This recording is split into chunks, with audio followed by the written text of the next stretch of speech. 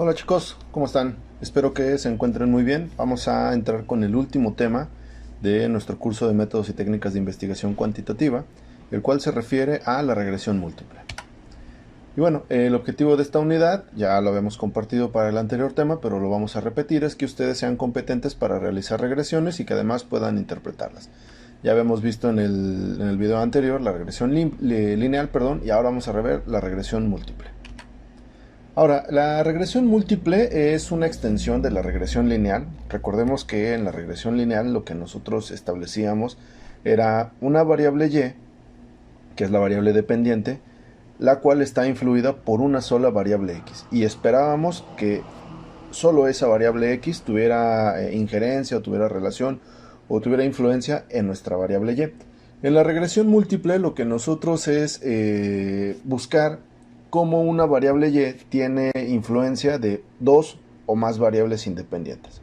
Entonces, mientras nosotros utilizamos más variables independientes, es decir, x1, x2, x3, para explicar la posible variación de la variable dependiente, esperaríamos tener predicciones más precisas. Bien, vamos a verlo a través de dos ejemplos. Vamos a suponer, como en la clase pasada, que tenemos una regresión lineal, donde lo que buscamos es plantear la relación que existe entre la estatura, que es mi variable dependiente, y el peso, que es la variable independiente. Es decir, yo aquí estoy diciendo que mientras más peso tenga alguien, más alto va a ser. Es decir, el peso está determinando la estatura. Y mientras más liviano sea esa persona, pues menos estatura va a tener. Pero aquí alguien podría preguntarme, oiga profesor, ¿y qué pasa con las personas que son muy delgadas, pero que practican básquetbol o que practican voleibol o que practican natación y que tienden a ser más altas que el promedio de la población? Ahí ya no está siendo lógica la regresión lineal. No, recordemos que en la regresión lineal solo tengo una x que me explica a toda la y. Esa es una de las limitaciones de la regresión lineal. En cambio, en una regresión múltiple, yo puedo establecer que la estatura, es decir, la variable y, está en función del peso, ¿sí? Porque tienen cierta relación, pero que también la estatura de una persona depende de la estatura de su papá, que sería mi x2, y también depende de la estatura de su mamá. Es decir, dos papás que son altos, pues yo esperaría que los hijos fueran igual de altos que ellos. También afecta, por ejemplo, la frecuencia en el consumo de carne. ¿Por qué? Pues porque la carne es un alimento rico en proteínas que ayuda al desarrollo de los músculos y de algunas otras funciones en el cuerpo y que por ende puede afectar la estatura, ¿no? Y que la falta de carne también puede tener una implicación negativa en la estatura. Lo mismo con el consumo de lácteos. ¿Por qué? ¿Y por qué estos dos? Bueno, porque la carne provee proteínas, los lácteos proveen calcio y uno alimenta la cuestión de los músculos, otra la cuestión esquelética y tienen relación con lo que pueda pasar con la estatura. Y la última es, por ejemplo, la frecuencia en la práctica de deportes. Bueno, alguien que practica deportes pues también tendrá a tener una estatura un poco más alta que el promedio de la población. Bueno, este es un primer ejemplo de una regresión múltiple. Después, otro ejemplo de regresión lineal. Cuando yo establezco que el PIB, es decir, el Producto Interno Bruto, está en función del porcentaje de empleo. ¿Por qué?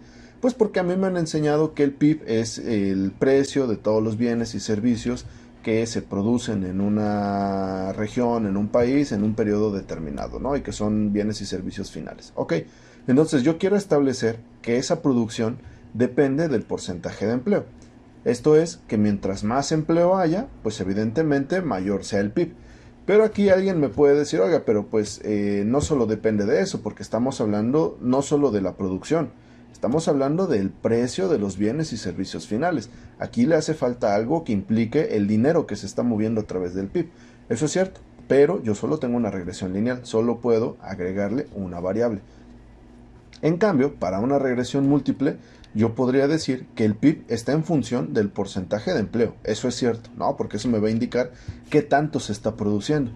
Pero también me lo puede indicar el tipo de cambio, porque probablemente los insumos que se utilicen para ese volumen de producción sean del extranjero. Y si los traigo del extranjero, tendré que pagar precios altos, dependiendo del tipo de cambio, y eso puede inflar mi precio, ¿no? Imaginemos para el caso de aquí de Chetumal, si yo me dedicara a vender solamente panuchos de queso bola, Bueno, ¿qué pasaría con mis panuchos si el tipo de cambio sube? Bueno, pues, cuando el tipo de cambio sube, lo hemos visto, el queso de bola se hace más caro y por ende los panuchos tienen que subir de precio. Y los panuchos forman parte de lo que se calcula en el PIB. Entonces el tipo de cambio también influye. La inflación, pues ese porcentaje de inflación puede ser mi X3 porque la inflación es el precio de los bienes de la canasta básica y que puede influir en el PIB. Los volúmenes de exportación y los volúmenes de importación, cualquiera de los dos podría ser también algo que me termine por explicar el PIB. Entonces, para una regresión múltiple, para el PIB, yo podría considerar estos 4 o estas 5, ¿no? Considerando que estas pueden ser optativas, la X4, pero todas ellas en su conjunto me explican de mejor manera el PIB que solamente el porcentaje de empleo. Ahora, también en una regresión lineal yo podría decir que la pobreza está en función del ingreso, es decir, la gente que tiene menos dinero es pobre y la gente que tiene más dinero no lo es o es rica, ¿vale? Pero pues nosotros en una regresión múltiple podríamos establecer que se puede ser pobre en función del ingreso, que sería mi X1, también del acceso a salud, también del acceso a educación, del sexo. ¿Por qué del sexo? Bueno, porque está demostrado que en este país y en la mayoría de los países ser mujer es un condicionante de que ganes menos o de que puedas acceder menos a la escuela. Entonces el sexo es un alto determinante en términos de la pobreza. La edad, porque no es lo mismo lo que puede ganar un joven recién egresado o un joven de 19 años a lo que puede ganar un profesionista de 35 o de 40 años o a lo que gana un jubilado. Entonces la edad también es importante. El acceso a alimentación también, porque pues, eso determina, es una de las variables o de las dimensiones que se consideran en la medición de la pobreza, la calidad de la vivienda y una muy importante, si vives en un contexto rural o en un contexto urbano, ¿no? Esto es muy importante porque en un contexto urbano, pensemos en Cancún, si nosotros nos vamos a Cancún, bueno, en cosa de 2 o 3 días encontramos trabajo en donde sea, ¿no? En cualquier hotel, en un restaurante o en donde fuera, ¿no? No hay problema para encontrar empleo y tener ingreso, que es una de mis variables.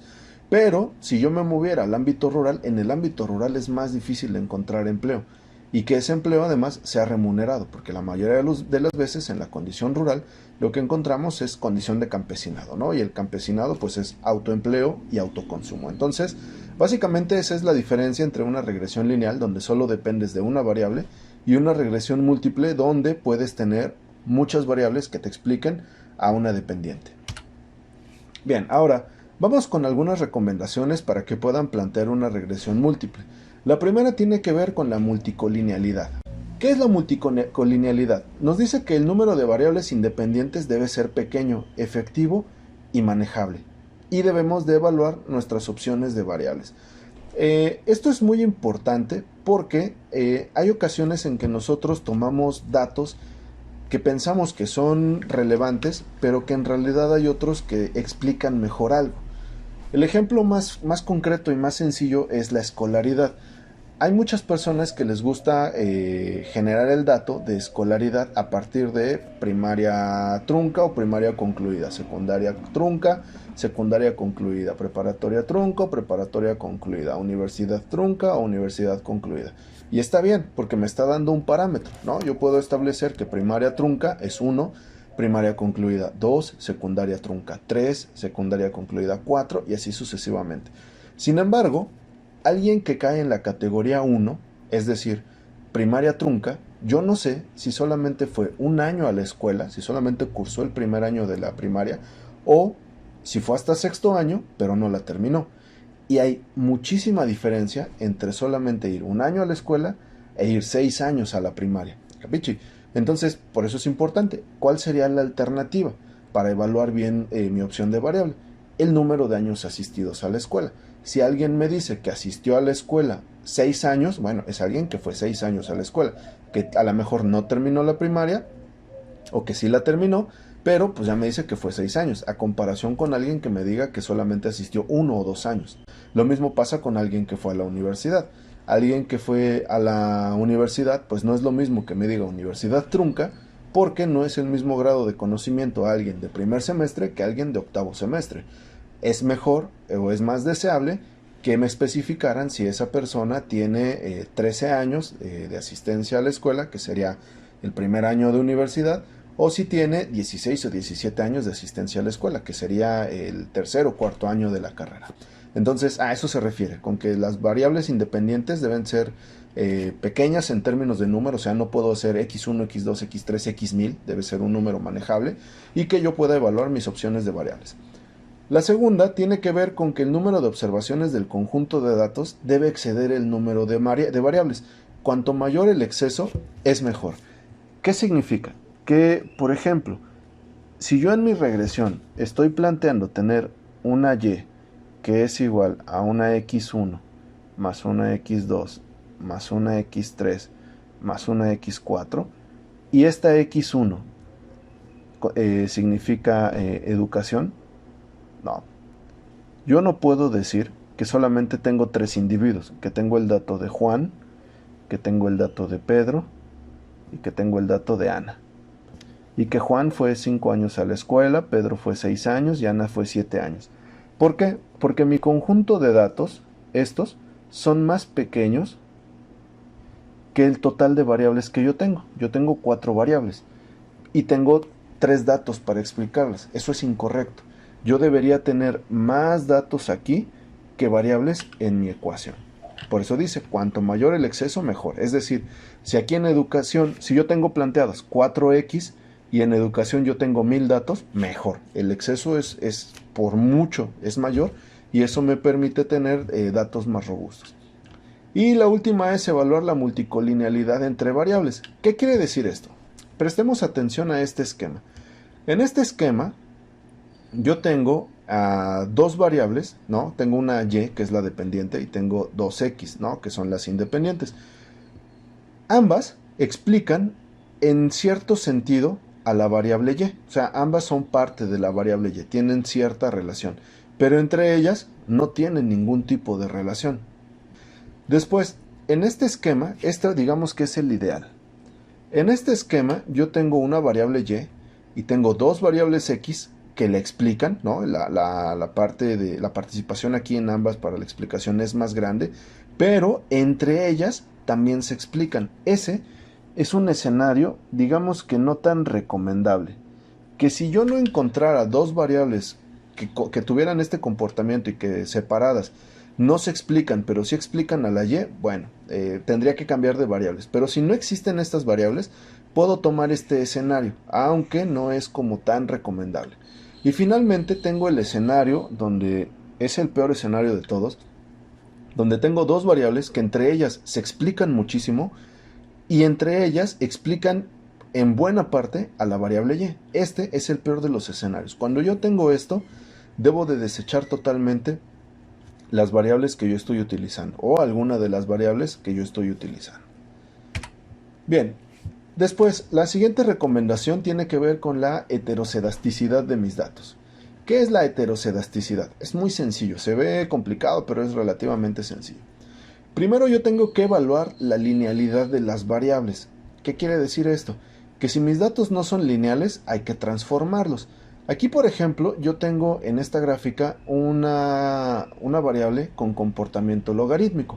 A lo mejor a ustedes les es muy familiar esta grafiquita ahora que estamos con lo de la pandemia por COVID, ¿no? Cuando decían hay que aplanar la curva. Bueno, la curva de contagios tiene un comportamiento logarítmico, así más o menos, ¿no? Lo que nos decía el secretario Hugo López-Gatell es que pues al principio teníamos una curva de contagios así, pero que lo deseable era tener una curva de contagios aplanada. Bueno, ese es un comportamiento logarítmico.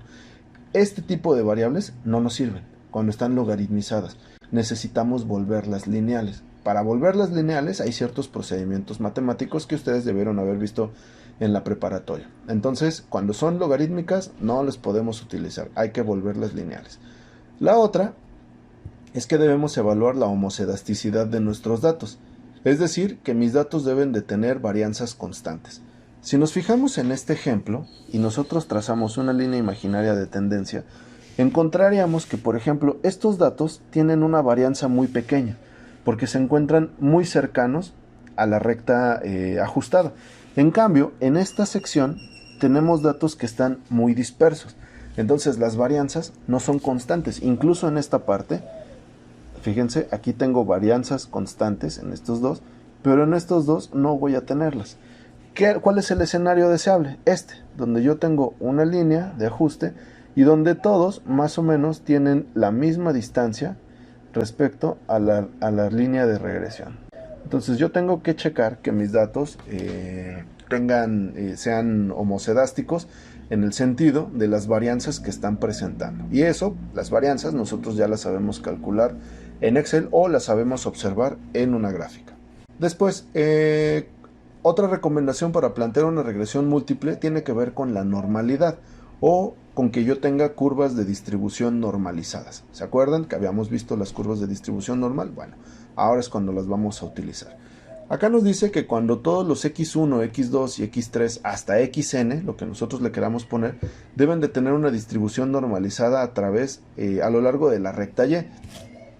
¿Qué significa? Que cuando yo construya, cuando yo grafique la relación que hay entre las variables con los resultados, o sea, las independientes con la dependiente, pues a mí me va a salir una distribución más o menos como esta.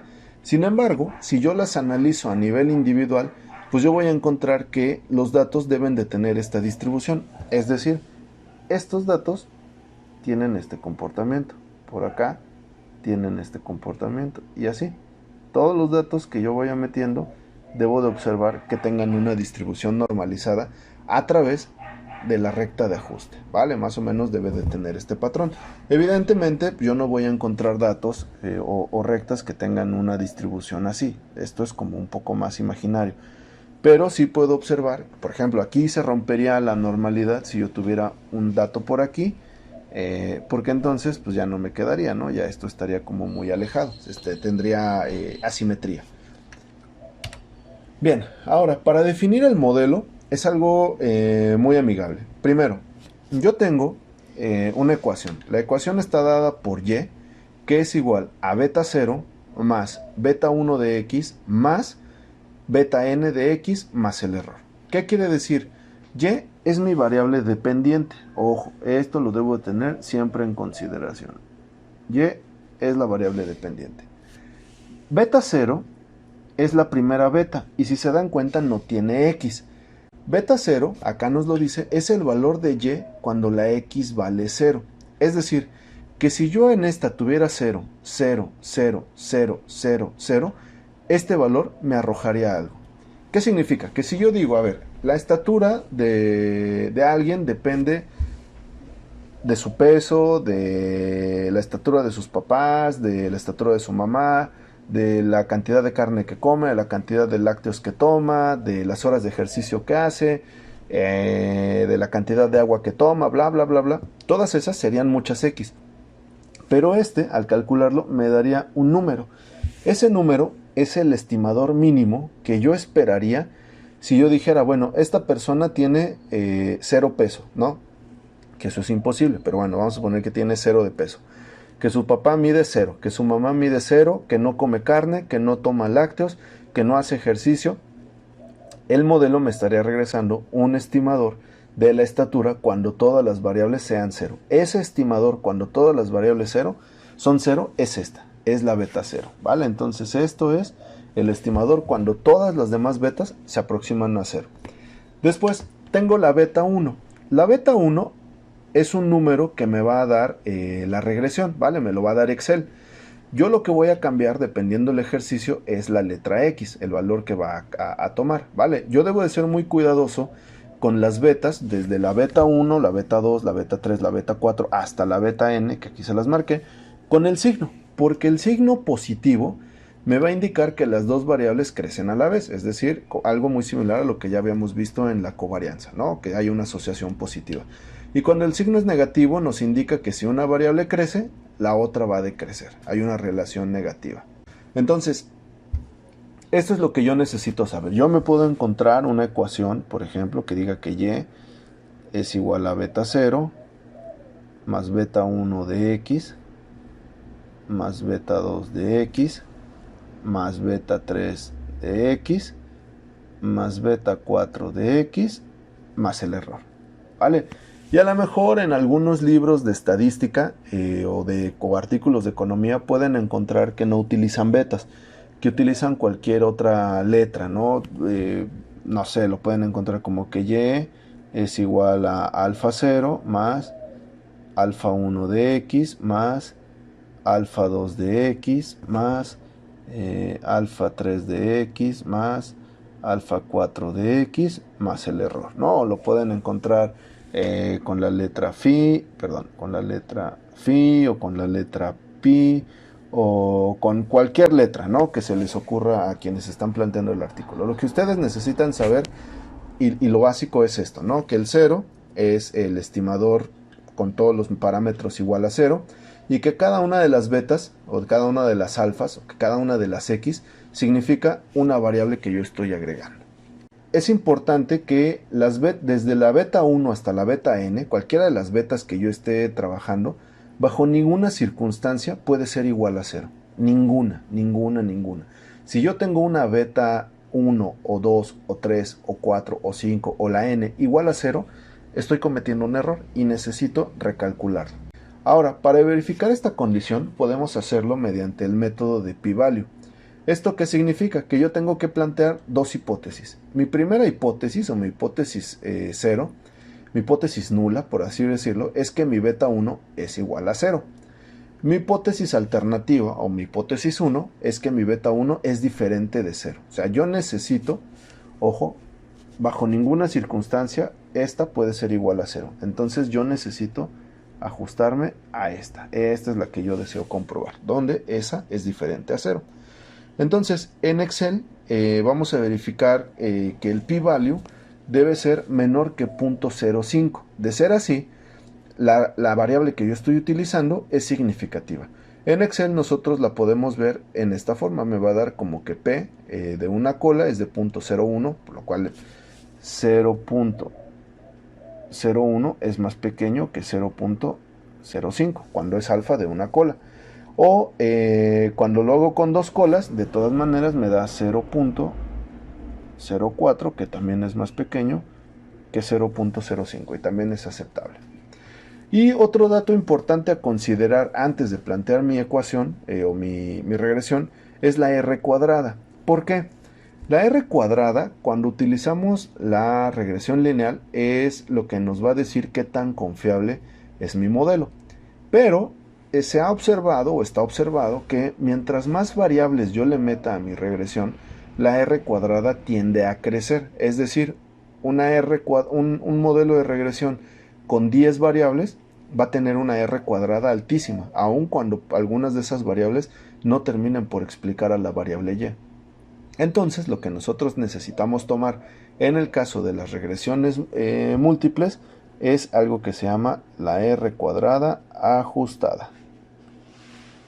Esa también me la da Excel, pero es importante que sepan que en la regresión lineal simple utilizamos r cuadrada normal y en la regresión múltiple utilizamos la r cuadrada ajustada. Bien, vamos a pasar con la parte que nos interesa. Lo primero es un ejemplo. Nos dice que la Tesorería de la Federación quiere estimar la cifra de impuestos que sus contribuyentes intentarán eludir. Esto es diferente. Eludir y evadir es diferente. Evadir es cuando no pagas porque tú no quieres. Eludir es cuando no pagas utilizando las lagunas que hay dentro de las leyes. Entonces, yo quiero estimar la cantidad de impuestos a eludir, ¿no?, para el mes de noviembre, porque me están dando los datos hasta octubre. Y para ello me han proporcionado los datos mensuales sobre impuestos retenidos, es decir, sobre IR, y los impuestos declarados, es decir, de ID. Y me pide que elabore la regresión respectiva y que la interprete. Muy bien. Entonces, aquí yo tengo la información que va desde el mes de enero hasta octubre. Tengo 10 datos contra 2x que estoy planteando. Cumplo con el primer principio de tener más información sobre las variables que variables. Entonces, ahí está bien. Tengo los impuestos a eludir, que es la variable y, y los impuestos retenidos, que es la variable independiente 1, y los impuestos declarados, que es la variable independiente 2. Es decir, estas dos, yo voy a tratar que estas dos en conjunto me expliquen la de impuestos por eludir. Muy bien, entonces aquí vamos a pasar a Excel para ver cuál es el procedimiento. Bien, tenemos ya en Excel nuestra base de datos, ya la trabajamos. Aquí son algunas cosas básicas que tenemos que hacer. Lo primero es sacar la estadística básica de mis tres variables. Para sacar la estadística básica ya sabemos cuál es el procedimiento. Yo me voy al menú datos, Análisis de datos. Recuerden que si no tienen esta opción de análisis de datos, vean el video pasado de regresión lineal simple para que vean cómo se descarga. Aquí me voy a ir a estadística descriptiva, aceptar. El rango de entrada, voy a seleccionar todos estos. Acá está. Le voy a decir que si tiene rótulo porque seleccioné la primera celda. Y le voy a pedir que me lo ponga acá, en F1. Muy bien. Quiero el resumen de estadísticas y nada más. Muy bien. Ok, vamos a ver. ¿Qué tengo acá? Acá ya me está dando todas las medidas que a mí me interesan de la estadística descriptiva. Lo voy a hacer un poco más grande, que si no, no lo van a ver. Y yo le voy a disminuir decimales, porque si no, tampoco lo van a ver tan clarito. Ahí está, creo que con eso es suficiente. Bueno, pues me está dando que los impuestos eludidos en promedio son de 27.2, que el error típico es de 0.5, hay una mediana de 27,5, es decir, estos dos datos nosotros sabemos que tienden a parecerse. La moda también se parece bastante, entonces podemos hablar de que podríamos tener una distribución normalizada porque están muy similares. La desviación no es tan grande, o sea, estamos hablando de que el dato más pequeño es 24 y el dato más grande es 30, con un promedio de 27. Eso explica el tener una desviación pequeñita. Una varianza de 3, kurtosis, nosotros ya sabemos qué significa, que es de menos 0.232. Y pues ya, que tengo 10 datos, ¿no? Son los datos más relevantes para esta primera observación. Bien, ahora vamos a hacerlo para la siguiente. Para la primera variable independiente, me voy de nuevo al menú datos, análisis de datos, estadística descriptiva. Y bueno, aquí es nada más cosa de seleccionar la siguiente variable independiente. El rango de salida, ahora le voy a pedir que lo ponga en H1, que tengo rótulos en la primera fila. Y nada, aquí está. Entonces esto lo voy a poner del mismo tamaño. Y esto es tamaño 18. Bien. Para que lo puedan observar con claridad. Bien, acá para la primera variable independiente me está diciendo que la media es de 44, la mediana es 44,5 y la moda es 45. Se parecen bastante. Una desviación estándar de 1.88, bueno, son desviaciones estándar muy similares para ambos casos. Una varianza de 3.55, que está junto con la desviación estándar explicada en que tengo un máximo de 46, un mínimo de 40 y una media de 44. ¿Ok? Puedo asumir que tengo datos un tanto normalizados, a pesar de que son poquitos, pero normalizados. Vamos con la siguiente variable. Lo mismo, menú datos, análisis de datos, estadística descriptiva. Selecciono la siguiente variable independiente. Le voy a pedir que lo ponga en J1 y le doy a aceptar. Y va a pasar lo mismo. Perdón. Y acá nada más lo voy a cambiar para que ustedes lo puedan ver bien en su pantalla. Bien, acá tengo una media, perdón, de 14.8, mediana de 15, moda de 15, lo mismo, muy similares. Y tengo una desviación estándar de 1.31, una varianza de 1.73. Esta es más compacta todavía en términos de los datos. ¿Por qué? Pues porque tengo un dato mínimo de 13, un dato máximo de 17, con un promedio de 14. O sea, el promedio está muy cercano al dato mínimo, ¿vale? Bueno, ya observé primero qué pasa con mis variables en términos de descripción estadística básica. Eso es lo primero que ya tengo que hacer, observar cuál es el comportamiento descriptivo de mis datos. Ahora, el segundo paso es plantear una regresión lineal para cada una de mis variables y observar qué pasa con las R's cuadradas. Entonces, me voy de nuevo al menú datos, análisis de datos, y acá me voy a ir a la parte de... ¿Dónde está?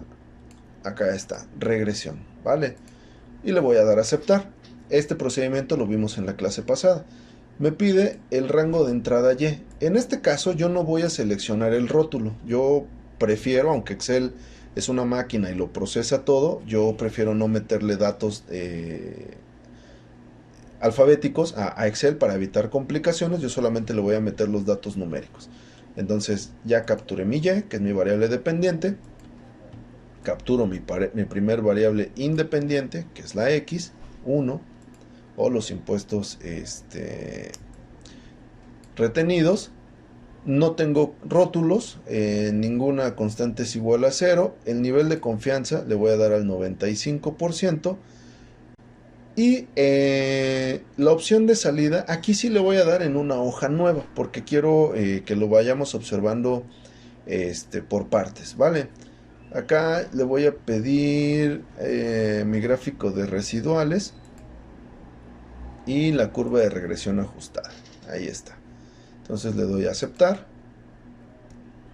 Y en automático Excel ya me lo presentó acá, ¿vale? Bueno, entonces lo primero que yo necesito observar, hacer un poco más grande esto para que lo pueda ver bien.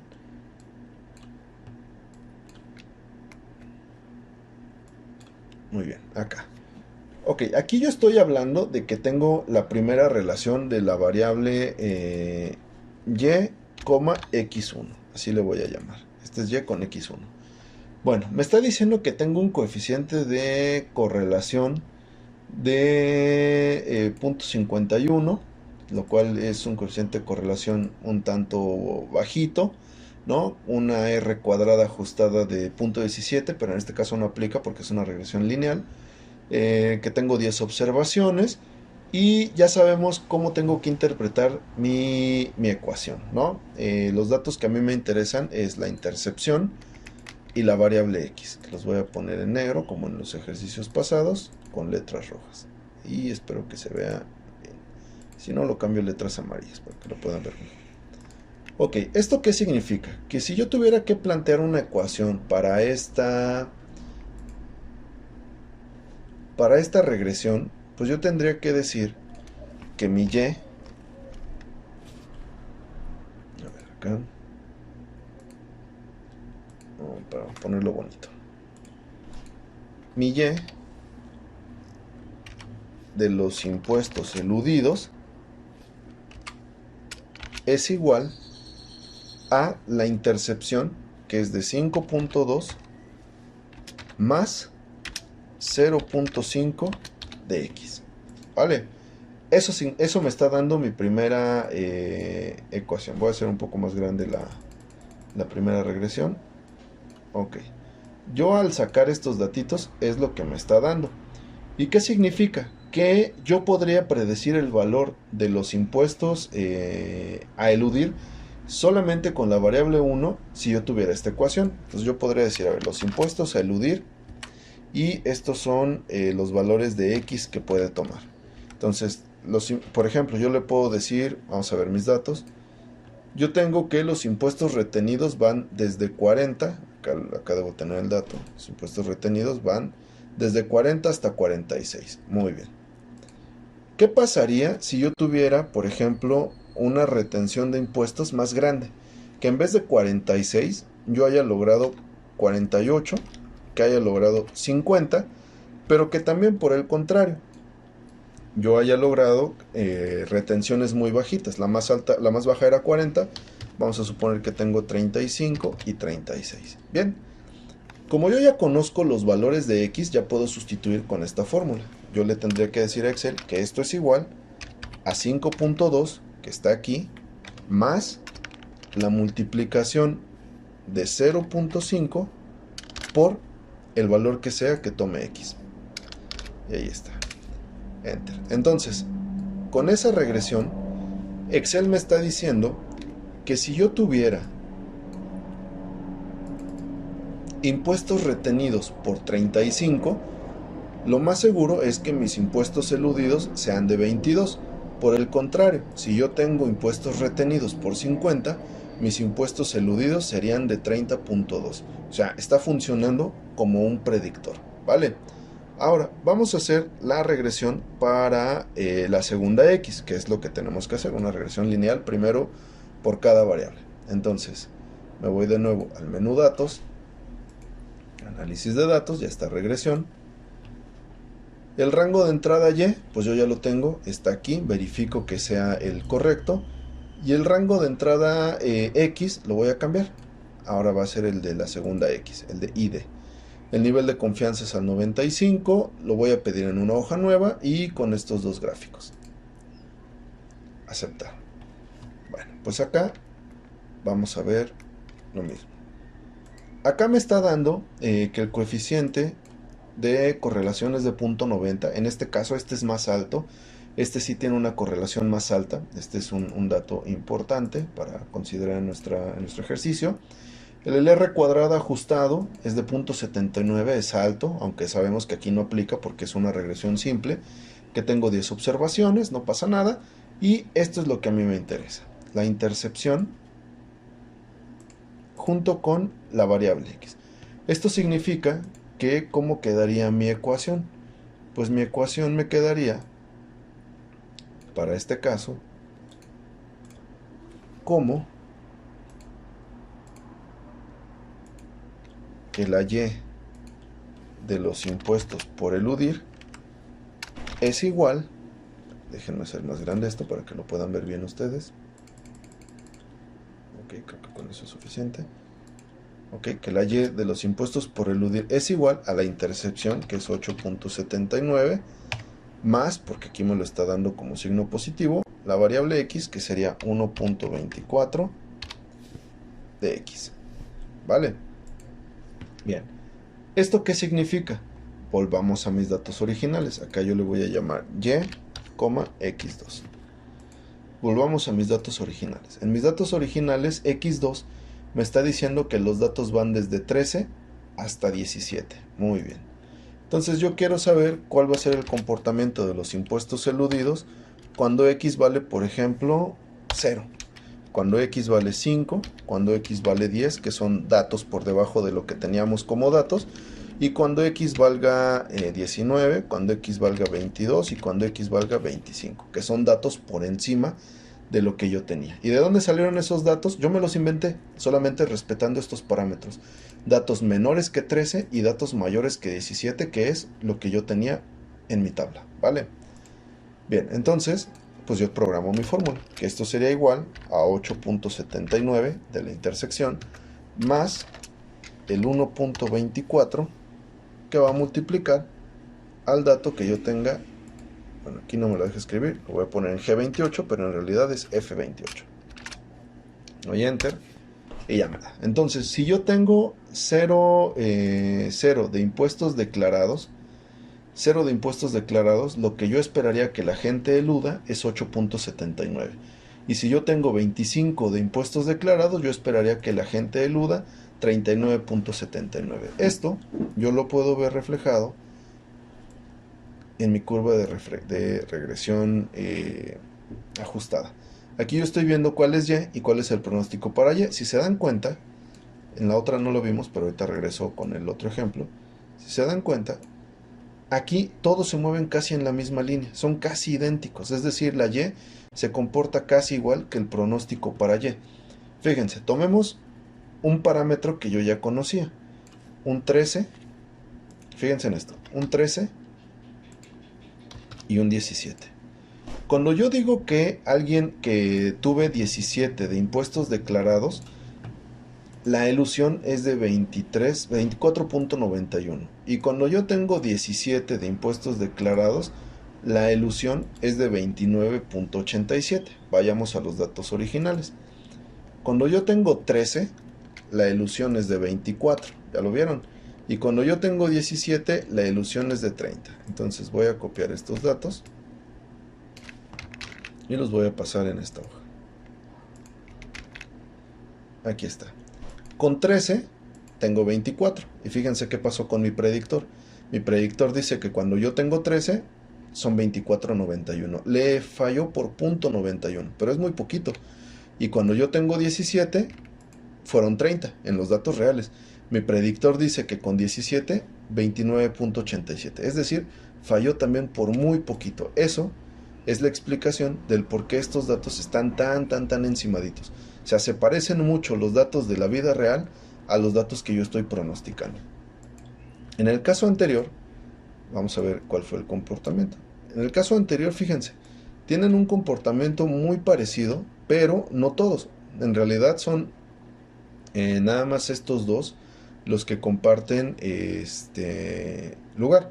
El resto, pues si bien no están tan lejanos, no se mueven en la misma sintonía, ¿no? O sea, si yo trazara una línea aquí, la línea solamente tocaría evidentemente a los naranjas, pero dejaría muy de fuera, o poco de fuera, a los azules, sin tocarlos. Que aunque no es tan grande la distancia, insisto, sí es representativo. Bueno, entonces yo ya planteé lo que tengo que hacer como primer paso, ¿no? Planteé regresiones individuales para ver la CR cuadrada, para ver cuál es el comportamiento de las intercepciones y de las variables X1 y las curvas de regresión ajustada. Muy bien. Ahora sí, vamos a plantear la regresión integrada o la regresión múltiple. Entonces, yo lo que voy a hacer es me voy de nuevo a datos, análisis de datos, regresión y le voy a dar a aceptar. Verifico mi rango Y de entrada, aquí está, y mi rango X de entrada. Bueno, aquí Excel va a entender que cada columna que yo seleccione va a ser una variable diferente. No es necesario que yo la separe con comas o nada por el estilo. Aquí Excel ya lo consideró este bloque de datos y Excel entiende que cada columna es un dato distinto o una variable distinta. Nivel de confianza 95. Le voy a pedir que me lo ponga también en una hoja nueva con estos gráficos. Entonces, bien, acá están. Entonces vamos a revisar qué es lo que me dio Excel. Fíjense, recordemos que antes la variable 1 me daba un coeficiente de correlación de 0.51 y una R cuadrada de 0.17, muy bajita, perdón, aquí no debe ser este, debe ser este.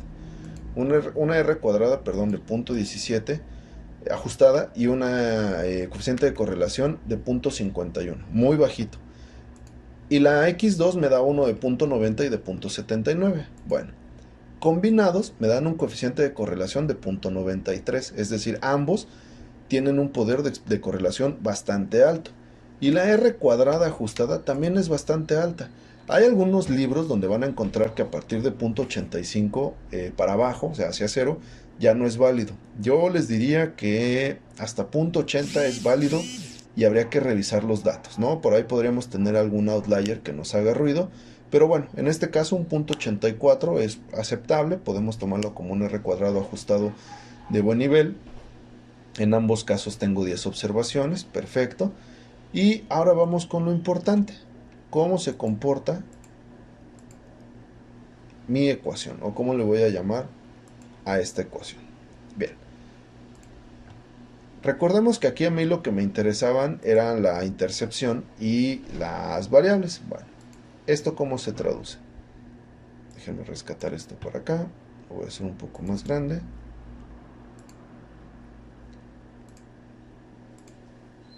Y aquí está. Mi Y de los impuestos a eludir es igual a la primera, que es menos 0.64, que esa sería mi beta 0. Después el siguiente tiene signo positivo, más 0.25 de X1, por llamarlo así, bueno, vamos a ponerlo bien, de X1, más, porque este también tiene signo positivo, 1.13 de X2, ¿vale? Ok, esta sería mi ecuación de la regresión múltiple, ¿vale? ¿Qué es lo interesante de esto? Bueno, que yo puedo estimar el valor de los impuestos a eludir si yo conozco los impuestos retenidos y los impuestos declarados. Y estos impuestos retenidos e impuestos declarados yo les puedo asignar el valor que yo quiera. Es decir, Yo puedo decir que los impuestos retenidos y los declarados son ceros, y acá tengo que programar mi fórmula. Esto es igual al menos 0.64 que tengo en la intercepción, más 0.25 que multiplica al dato que sea que yo escriba, no me lo voy a dejar, pero debe ser el de F27, más la multiplicación de 1.13 por el dato que yo tenga en G27 y cierro. Enter. Entonces, ¿qué pasaría? Que si yo no tengo impuestos retenidos ni impuestos declarados, la cantidad de impuestos eludidos va a ser de menos 0.64. Esta, insisto, es mi beta 0. Cuando los otros dos son 0, este es el valor que yo voy a obtener. Profe, ¿y se puede jugar con los otros datos? Sí, eso es lo interesante de la regresión múltiple. Que por ejemplo yo puedo suponer que retengo 0 impuestos, pero que van a declarar un histórico de 30. ¿Ok? Con 0 impuestos retenidos, pero 30 declarados, yo esperaría una elusión de 33.26. Por el contrario, si yo retengo un histórico de 60, pero con 0 declarados, voy a tener una elusión de 14.36, ¿vale? Y aquí yo puedo poner los números que yo quiera. Voy a pensar en 10 y 10, por ejemplo, que no son cifras que tengan ninguna de las dos cantidades. Un 50 y 50, ¿no? O incluso puedo hacerlo corrido, ¿no? Como una especie de corrida financiera para los escenarios, ¿no? 1, 2, 3, 4. Entonces, aquí yo ya lo voy viendo, cómo se comporta a partir de que sea 1, 2, 3 y 4 para ambos, ¿no? Y esto yo lo puedo prolongar hasta donde yo quiera. Esto yo lo puedo hacer tan grande como yo quiera, por ejemplo con 37, ¿vale? Y entonces ese es el comportamiento que tiene, es la relevancia que tiene una regresión múltiple. Ahora, ¿qué puedo hacer yo con esta regresión múltiple? Bueno, pues casi nada, ¿no? Más que predecir cosas. Fíjense, voy a borrar esto y voy a subir todos estos datos para acá, para que queden como un solo corrido. Aquí está. Entonces tengo lo que va desde 00 hasta 37, 37 y lo puedo hacer más grande, ¿no? Incluso yo lo puedo dejar por 145. Ese me gustó. Y todo esto yo le puedo dar a insertar gráfica de dispersión. Y fíjense cómo mi modelo se ajusta bastante bien. Es casi una cosa muy que corren en la misma línea. ¿Por qué? Pues porque tengo a los datos con una R cuadrada muy grande, ¿no? O sea, se termina por explicar y se ajustan muy bien la línea. Yo aquí le puedo dar pues, cualquier formato de línea sin mayor problema, pero pues yo me voy a dar cuenta que aquí terminan por ajustarse bastante bien. ¿Sale? Bueno, entonces con este ejemplo cerramos el último de los temas. Ya saben que si tienen dudas vamos a tener todavía una sesión más. Yo esperaría que la siguiente semana, o sí, una semana más, para que puedan ver los videos, para que los puedan procesar, para que puedan ver si tienen alguna duda o algo más para preguntar y lo resolvemos en dicha sesión, ¿vale? Muchísimas gracias.